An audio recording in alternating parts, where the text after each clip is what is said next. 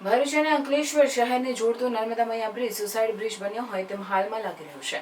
શહેરના જાગૃત નાગરિકો દ્વારા છેલ્લા 3 વર્ષથી તેના પર લોખંડની જાળી અથવા તો અવરોધ લગાવાય તેવી માંગ કરી હોવા છતાંય તંત્ર દ્વારા હજી કોઈ પણ કામગીરી નહીં કરાતા લોકો બ્રિજ પરથી નદીમાં છલાંગ લગાવી મોતને વહાલું કરી રહ્યા છે।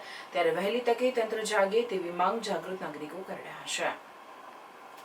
ભરૂચ અને અંકલેશ્વર વચ્ચે નર્મદા નદી પર નર્મે 430 કરોડના ખર્ચે બનેલ નર્મદા મૈયા બ્રિજ આજકાલ આત્મહત્યાના બનાવો માટે ચર્ચામાં છે। ભરૂચ અને અંકલેશ્વર વચ્ચે વધતા વાહન વ્યવહારના દબાણને ધ્યાને લઈ વર્ષ 2015માં 4 માર્ગીય બ્રિજનું નિર્માણ શરૂ થયું હતું અને 6 વર્ષ બાદ 12 જુલાઈ 2021ના રોજ નર્મદા મૈયા બ્રિજ લોકો માટે ખુલ્લો મુકાયો હતો। પરંતુ હાલની સ્થિતિએ આ બ્રિજ જાણે સુસાઇડ પોઈન્ટમાં પરિવર્તિત થયો હોય તેમ લાગી રહ્યું છે। આ બ્રિજ પરથી વારંવાર લોકો નર્મદા નદીમાં ઝંપલાવી આત્મહત્યા કરતા હોવાના અનેક કિસ્સાઓ સામે આવ્યા છે। કેટલીક વાર તાત્કાલિક મદદ મળતા નાવિકોએ કેટલાકને બચાવ્યા પણ છે, જ્યારે લોકો મોતને ભેટ્યા છે। ચિંતાજનક વાત એ છે કે અહીં ભરૂચ જ નહીં પરંતુ અન્ય જિલ્લાઓમાંથી પણ લોકો મૃત્યુને વહાલું કરવા આવી રહ્યા છે। આ અંગે સ્થાનિક જાગૃત નાગરિક યોગી પટેલે જણાવ્યું કે આ બ્રિજ ગુજરાતમાં આત્મહત્યાનું કેન્દ્ર બની ગયું છે। અનેક રજૂઆતો છતાં આજે સુધી જાળી કે અવરોધ માટે કોઈ સખત પગલાં લેવામાં આવ્યા નથી। તેમનું કહેવું છે કે તેઓએ રાજ્ય સરકાર, જિલ્લા પ્રશાસન અને માર્ગ મકાન વિભાગને અનેક વખત લેખિત અને મૌખિક રજૂઆતો કરવામાં આવી છતાંય આજ દિન સુધી કોઈ કાર્યવાહી કરાઈ નથી। જ્યારે સામાજિક અને આત્મહત્યાના બનાવોના કારણે આ બ્રિજ સમગ્ર ગુજરાતની અંદર આત્મહત્યાનો સ્પોટ તરીકે જાણીતો થયો છે। અત્યાર સુધી ઓછામાં ઓછા 50થી વધુ લોકો મૃત્યુ પામ્યા છે અને અસંખ્ય લાશો બિનવારસી મળી છે નદીમાંથી। તે પણ કદાચ અહીંયાથી મોતનું વહાલું કર્યું હોય નર્મદા મૈયા બ્રિજ પરથી એ પણ સંભાવના સેવાઈ રહી છે।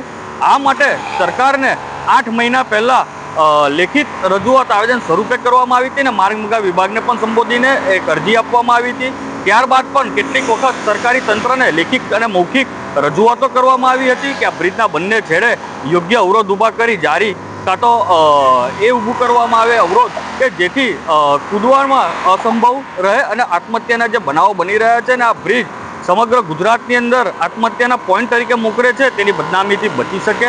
અને સૌથી અજુગતું વાત એ છે કે આ બ્રિજ ભરૂચના જ નહીં પરંતુ અન્ય આજુબાજુના જિલ્લામાંથી પણ લોકો આવીને અહીંયા આત્મહત્યા માટે પ્રેરિત થાય છે। તો ક્યાંક ને ક્યાંક સરકારે જેવી રીતે અન્ય શહેરોની અંદર નદી પરના બ્રિજો પર અવરોધ ઊભા કરવામાં આવે છે તેવી રીતે અહીંયા પણ અવરોધ ઊભા કરવામાં આવે, જલ્દીમાં જલ્દી આની કામગીરી કરવામાં આવે। કાર્યકર ધર્મેશ સોલંકીએ પણ જણાવ્યું કે હાલ સુધી અંદાજે 35 થી 40 લોકો નદીમાં ઝંપલાવ્યા છે।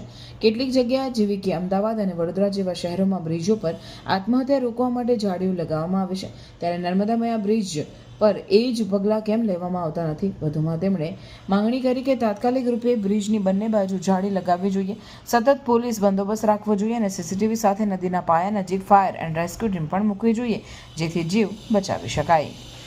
દરેક મોટા શહેરોની અંદર નર્મદા જે કોઈ પણ નદીની ઉપર બ્રિજ બનાવવામાં આવે તેની આજુબાજુમાં રેલિંગ કાં તો નેટ મૂકવામાં આવે છે જેથી કરીને કોઈ સુસાઇડ કરતું અટકે।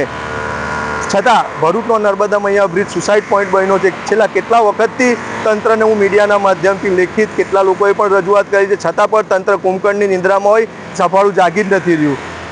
ક્યાં શાની રાહ જોઈ રહી છે? હજુ કેટલા લોકો પોતાનો જીવ ગુમાવશે? તંત્રએ ખરેખર આની પર ધ્યાન દોરવું જોઈએ। પુલના બંને છેડે પોલીસ મૂકવી જોઈએ, સીસીટીવી કેમેરા હોવો જોઈએ, નીચે ફાયરની એક ટીમ તૈનાત હોવી જોઈએ જેથી કરીને આ જે લોકો જીવ ગુમાવ્યા તે જીવ ગુમાવતા બંધ થાય।